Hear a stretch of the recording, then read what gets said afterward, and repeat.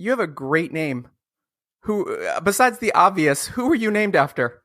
Well, I'm named after one of my relatives that came from Scotland.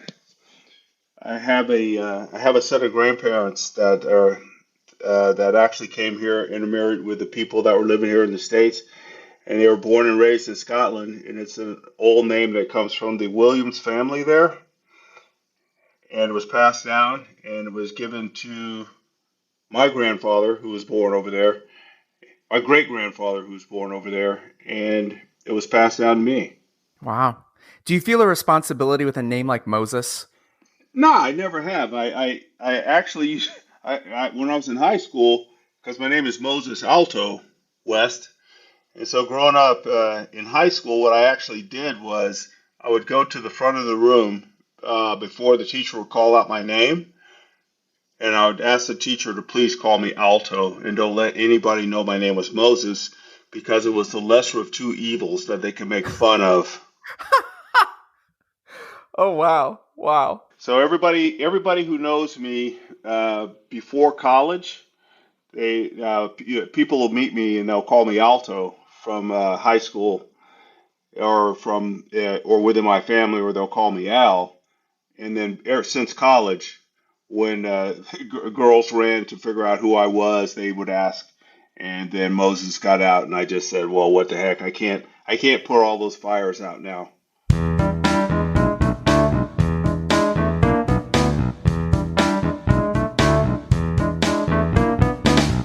Well, hello, my name is Steve, and this is the place where we highlight everyday people making good happen each and every day.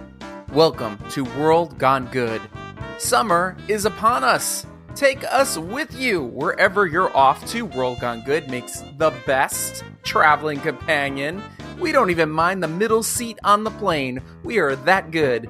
You know what else is a good thing about summer? Let's see. How about a super fun murder mystery beach read? That's summary. Might I suggest Drown Town, available on both Amazon and Barnes & Noble websites. It's my first ever published book, and my second ever published book is coming very soon. It's the follow-up to this one, so you need to get your story straight and get caught up. Find Drown Town on Amazon and Barnes & Noble websites right now, and bring us with you, World Gone Good, ready to go with you wherever you want to go this summer. Today, we begin with a statistic. The UN World Water Development Report of 2024, that's this year, we're talking right now, was released, and it says 2.2 billion people worldwide have no access to clean drinking water. And unless water use is drastically reduced, severe water shortage will affect the entire planet by 2040. Now you may say, 2040, that's years from now. It is. It's 16 years from now. We are one teenager away from all of us having to deal with water shortage. So what do we do? What can we do? A lot. And it starts by looking to the people out there who are already doing it, making change happen, creating some good out of this very, very dark, bad situation.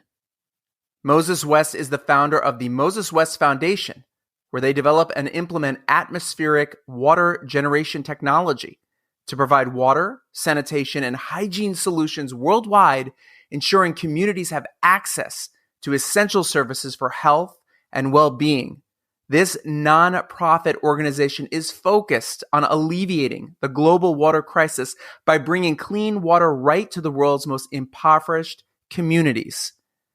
Now, you may say to yourself, I can't build a water-making machine, but like so many of the other organizations and change makers we featured on this very show, someone is already doing the work for you. It's already happening.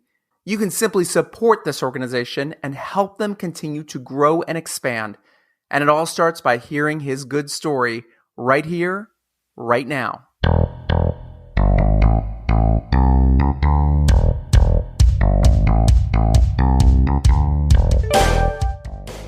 This is Moses West, here to share his own good journey.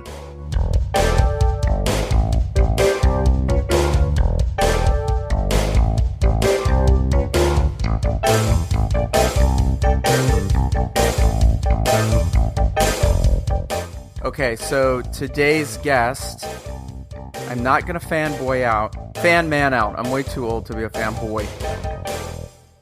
There have been over 250 guests on this show and 175 plus episodes.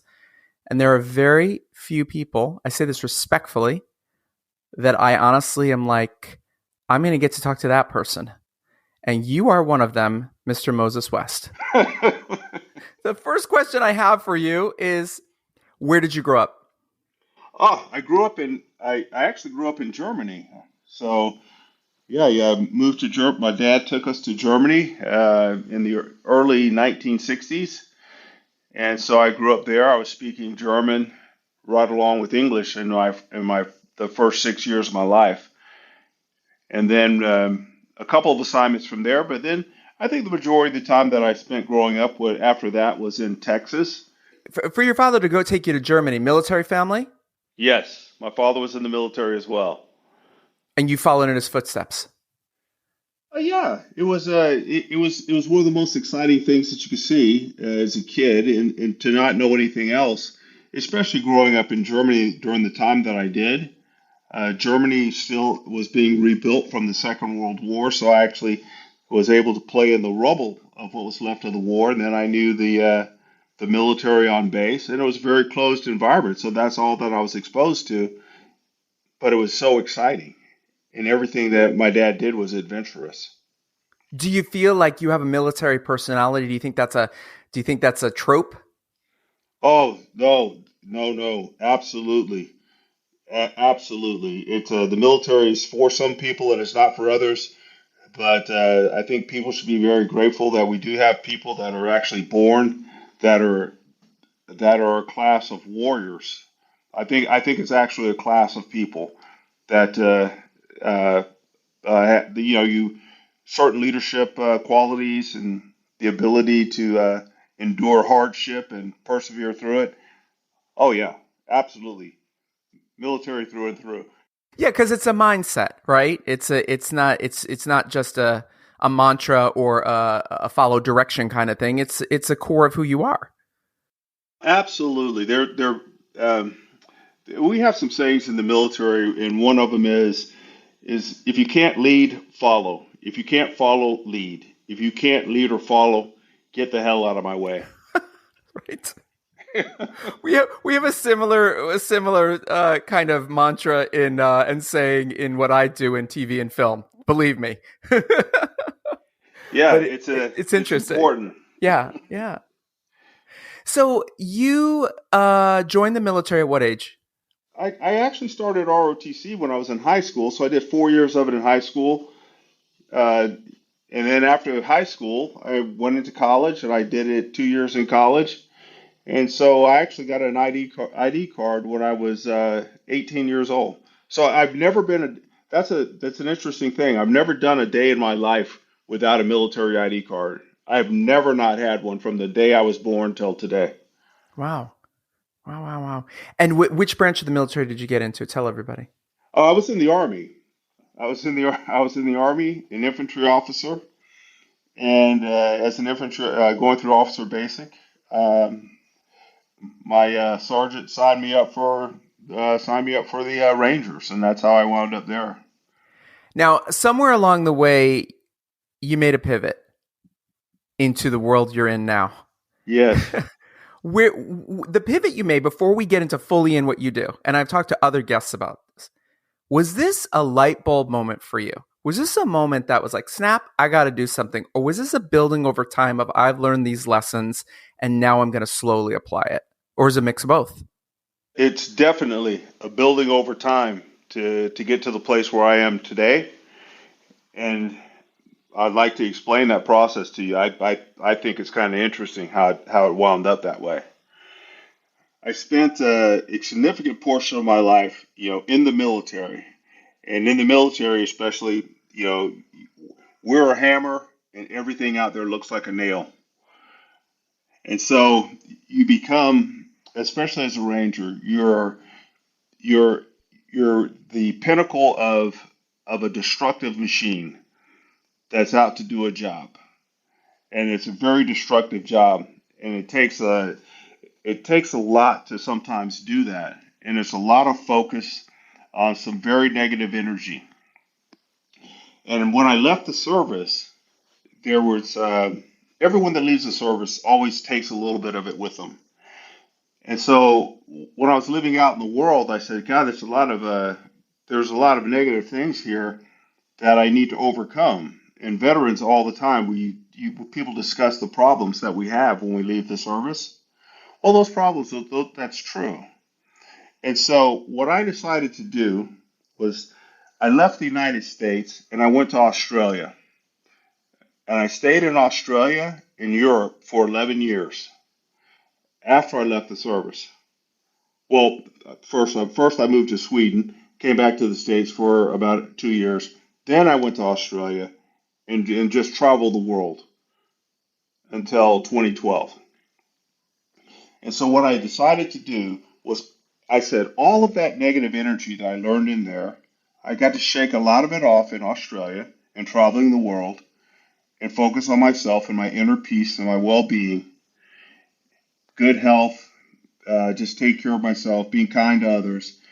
And then at that point, I said, if I could do something that was so destructive, I need to refocus that negative energy into something that is absolutely positive. I can focus it in good. And so when I found this technology, my first thought was how many people this could help and how much good it can do. So I took all of that energy, that destructive energy, and I did a flip and I turned it into doing something positive. So all the dedication and drive that it took to be who I was in the military, I took that same amount of energy and put it into these water generators and what they're capable of doing. Let me ask you something very pivotal on what you just said. Yes. Did you feel at the time when you were serving, when you were a ranger, you're in the Army, did you feel that negative energy, or did you just feel like I'm doing a job, this is part of the job, and you realized it later? Oh, you definitely realize it later. You know how people tell you it's like with age comes wisdom. Sure. Being 21 years old, and you can ask any 21-year-old out there, you have the capability to make things go boom and play around with your friends with multi-million dollar pieces of equipment that weigh 70 tons, and you get to jump out of airplanes and go camping with your buddies. Oh my goodness. It was the training aspect of it was fun. I mean, we got to do some great things. And at 21 years old, you're a platoon leader. Then next, you're a executive officer, and then a company commander. Oh, it was great, great fun until people started shooting at you. Did it hit you at the time? I mean, obviously, sure. Afterward, I imagine it's a wave at the end. I think the wave comes at the end. But during the time when I was in, there was times that I would see things. It's unlike the military today. In the 80s, there was plenty of money. Reagan was the president. We were up facing the Soviet Union, what is now the former Soviet Union. So we had masses of tanks, planes, and ships, and hundreds of thousands of soldiers on active duty. And when I would stand there at the edge of the impact area, and I would watch several batteries of artillery drop artillery rounds into the impact area at targets, and the M1 tanks sitting there, popping off, sabot rounds that, travel a mile a second, and the ricochets would hit the target and just shoot off into the air.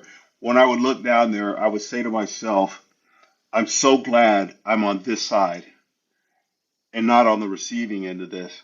So you understand completely the destructive power of what you're doing. And then there's always accidents, and when you see the aftermath of an accident, that just never leaves you. Now, you moved on to something that is science-based. Yes, yes. But you got to remember, everything in the military we do is science-based too, as well. Right, right.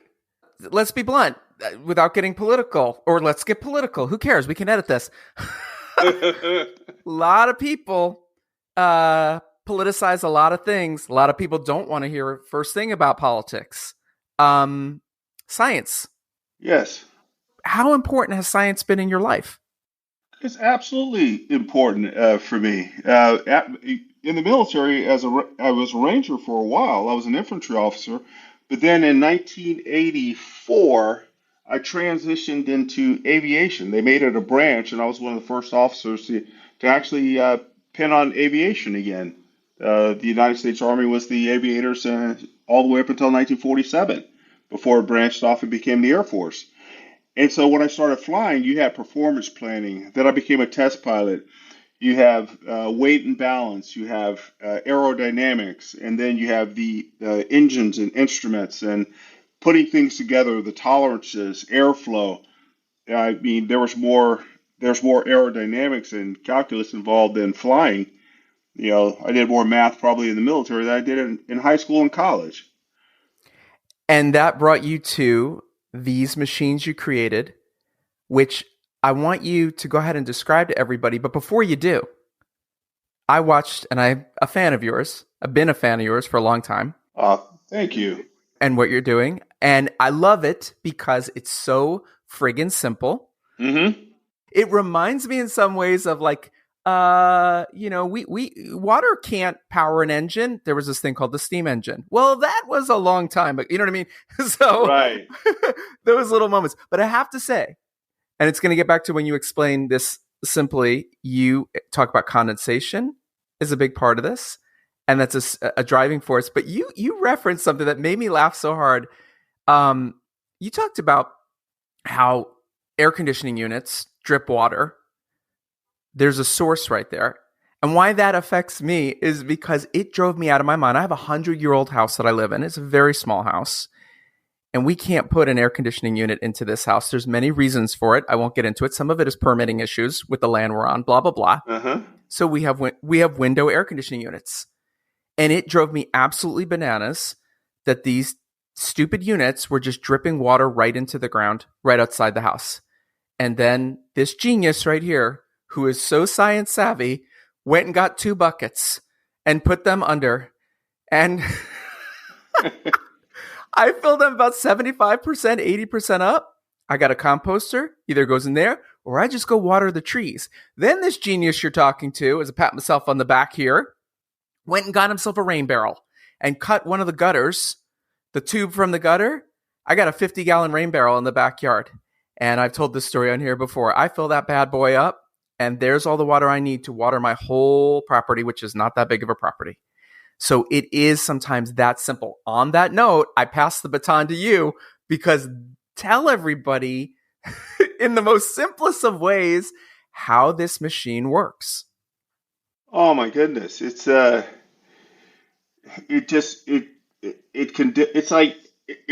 the beer bottle you sit on the table. This is the simplest way.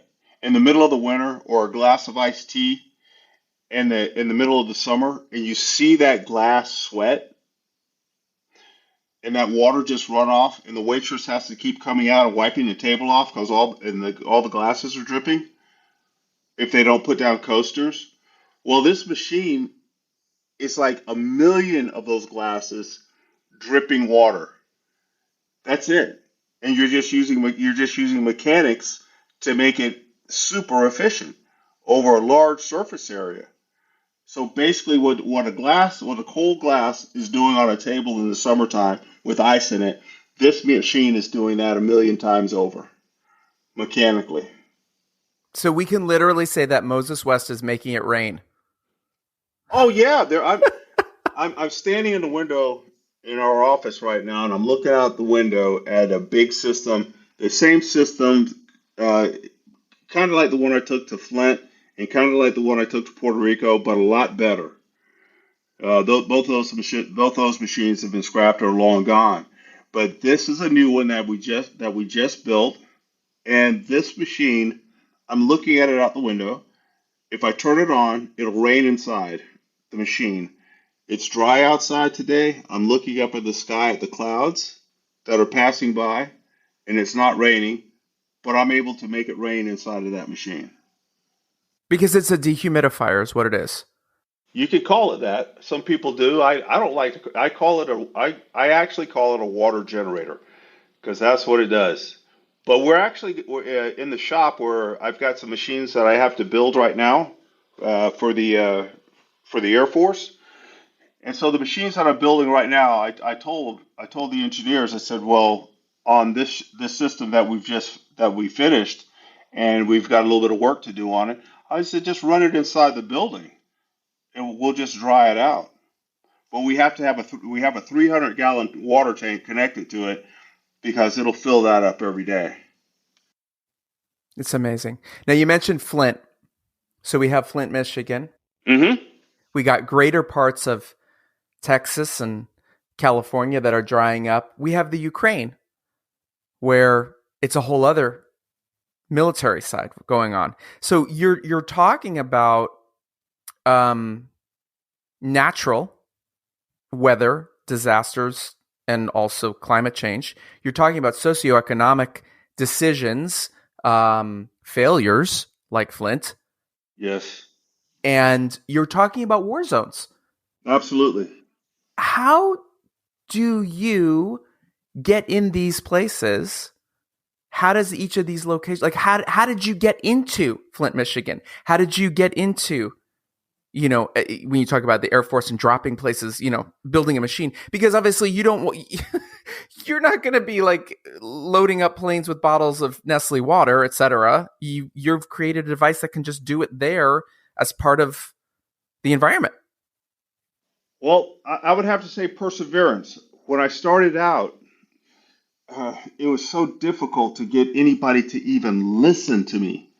But what I being traveling around the world and seeing all the places that were lacking water and all the needs, what has happened over time, perseverance has allowed me to continue to do what I do. There's a dedicated group of people that within the military that use the systems. There's a dedicated group of people in the humanitarian sphere that understand the technology and hung out with me until I was telling everybody that these things were going to happen, and now they've come to pass, and now people see the benefit of the technology.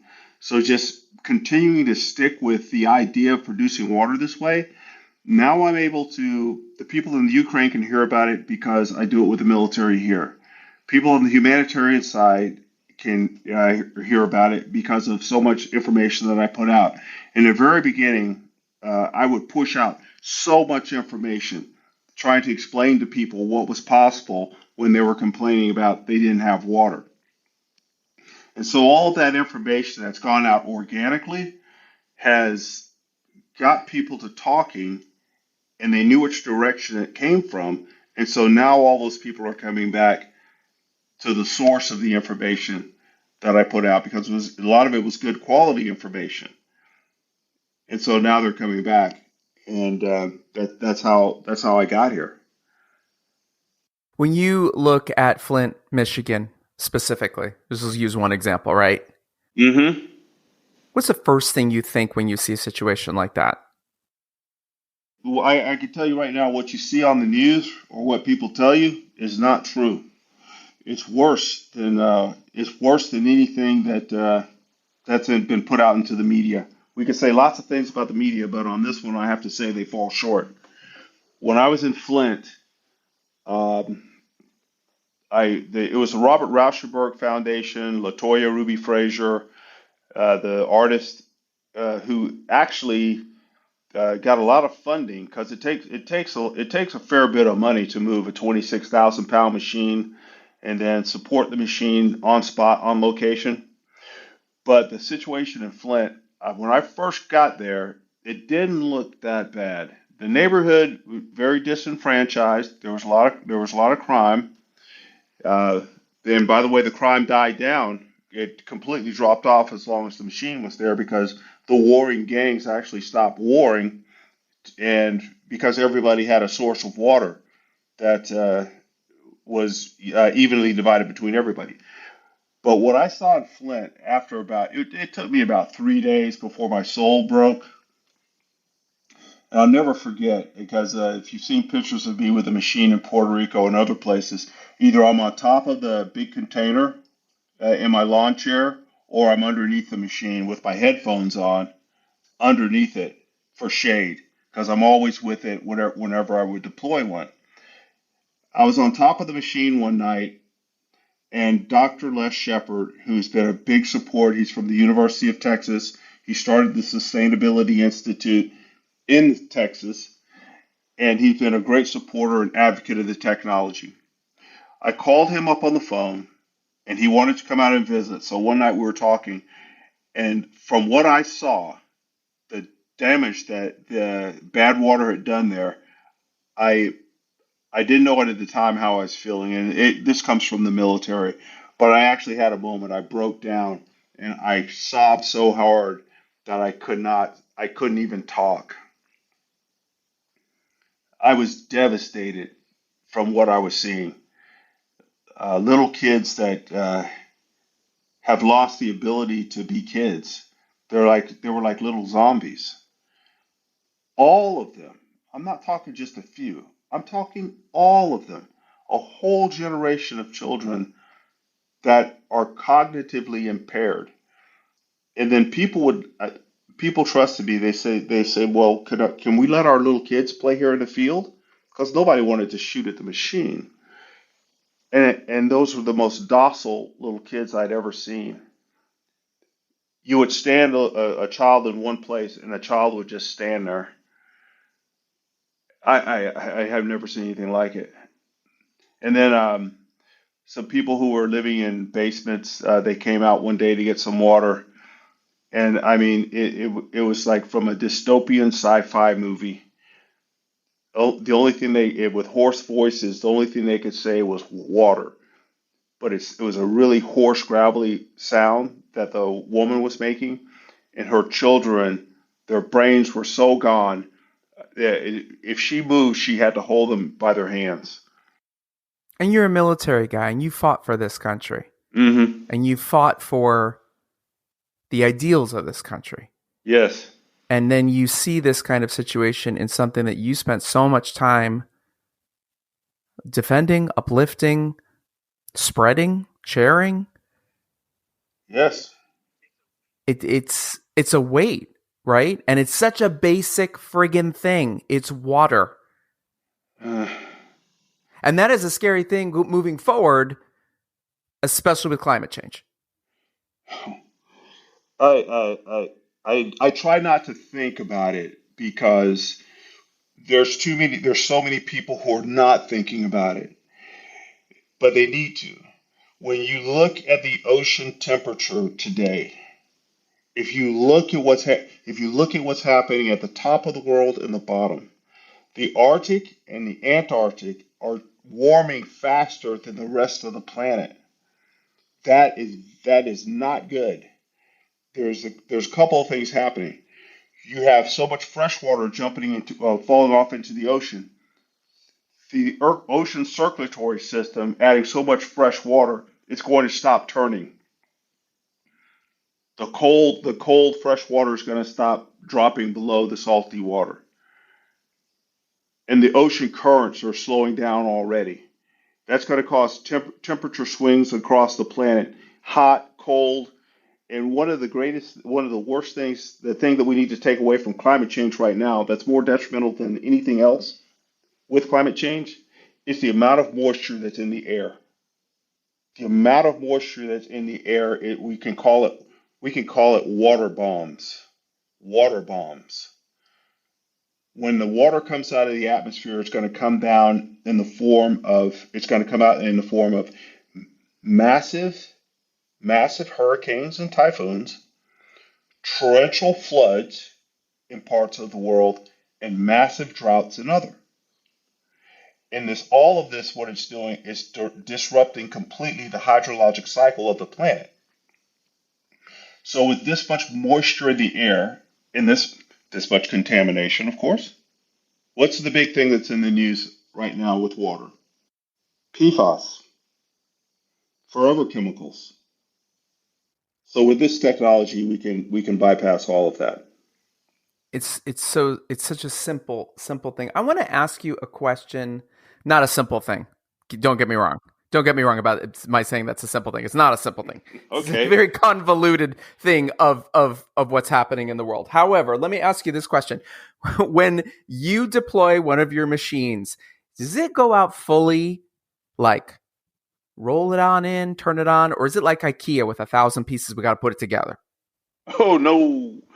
That's one of the things. That's science, technology, STEM, science, technology, engineering, mathematics. This machine is like the one I'm looking at out the window in the office right now, sitting over here next to the shop. That machine is a one-stop shop. If I go over there, uh, a couple of kids came out today with their father to see the machine. They had some other business here to do at the factory, but I took them over there. It says, you hit one button and it turns on. It hit one button and it turns on. It starts making water, and then there's a tap. That's it. It's this is a I made this machine as simple as possible. I've got it at the sixth grade level. And did that help you to sell it to people who basically have an intelligence level of the sixth grade level? I say that respectfully. But in terms of investors, in terms of the military, in terms of political forces in play, did that help you sell it? Did that help you sell the idea of it? Not so much. The simplicity, yes, they didn't want anything complicated, but mainly what sells it is the that it makes water. That you can easily turn it on. That the other simplicity does help, but the portion where it just makes water, that is the part that is the big selling point. Because your mission is to create a sustainable source of water. Yes, And you're also the mission that comes with it. That's the flow, if you will, that comes with it is hope. absolutely. When people write to me and and right now I'm finally getting to the place where I can bringing on people who can answer some of the emails and some of the inquiries. I've got thousands of them, and it's amazing how many people around the world will like you just because you're trying to do something to help them. I'm actually working to help someone who can't afford a machine to be able to get a machine. I'm not in this. I never got in this to make money. Making money is the byproduct of what I do. It's not the focus of what I do. The focus of what I do is to save a life. To give people hope that someone is actually thinking about them without thinking about the bottom line all the time. Because many times when I go on a mission, I'm out of pocket. I pay for that myself. I'll pay if I'm not getting enough in donations in the foundation to to rebuild a unit. Like the unit that I'm looking at right now, I just it's for the foundation and it's for the foundation to use. But for me to get it ready to go do what it had to do, I put $70,000 of my own, $60,000 of my own money into it. But yet I'll take that machine, and that's money that came from me, and I'll take that machine out if somebody needs it's out of water in a neighborhood, and I'll take that machine and I'll drop it off, and that machine is going to make that neighborhood 1,250 gallons of water a day for free that they can use. But as soon as I drop the machine, FEMA will give me a call, and FEMA will say, hey, can we deliver some 1 gallon or 2 gallon water jugs to you? So they know what I'm doing, and they'll donate in kind to help me do that mission. But what I need more people out there to donate to help me do that so I can help more people that can't help themselves. Where do people find you and how do they support you on that note? On that note, it's there. If you just Google the Moses West Foundation, it comes up, and there's a donate button right on there, and then that donates to take a machine like this someplace that needs help. That helps me bring kids here from around the country to see the machine, or for me to go and talk to other people about the machine and take the machine with me to let people know that there is a solution. One of the things that you need to do with a piece of technology like this is I need to take that technology to the people so that they can see it. And when people see it, they can put pressure on their local, state, and federal officials that this is not science fiction. This is help for us. We don't want to drink your chemicals. We don't want to drink your plastic anymore. We don't want to drink your frack water and our groundwater. And here's a system that pulls water out of the air.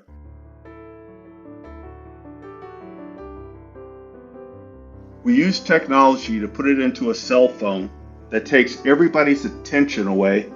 If we could concentrate and put that much technology into a cell phone, into a computer, into social media, or anything else that's out there, using technology, we can also save people's lives. Thank you, Moses, for sharing your good story. Okay, we're going to close this show a little differently than we normally do, and that is because we're going to close it with something brand new I've just created on the spot called the World Gone Good Challenge. And this is the challenge, my friend. It goes like this. What are you going to do right now? I mean, right now, not later today, right now, while you listen to me. What are you going to do in terms of changing the world for the better, in terms of specifically what we just talked about, clean drinking water, water conservation, saving the planet, saving each other? How can you help the world? Now, before you say, there's nothing I can do, I'm just one person. Look, there's 8 billion of us, all of us.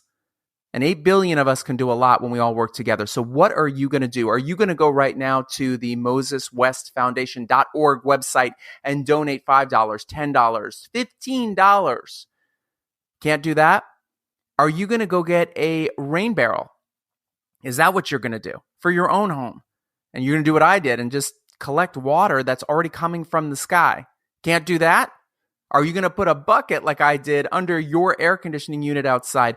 Are you going to go and fix some leaky pipes in your house? Are you going to take shorter showers? Or get this, are you, when you go to take a shower, are you going to, while you're soaping up your bits and pieces, are you going to turn the water off like I do? Why do you have it running? You'll get a little cold. You'll be fine. Are you going to flush every other flush? I know, could be gross, but look, it's just you and me. I won't tell anybody. What are you going to do specifically in the world of water conservation, in the world of providing clean drinking water? What are you going to make happen right now? If even one person listening, and that one person is you, does something, then this really is and will always be a world gone good.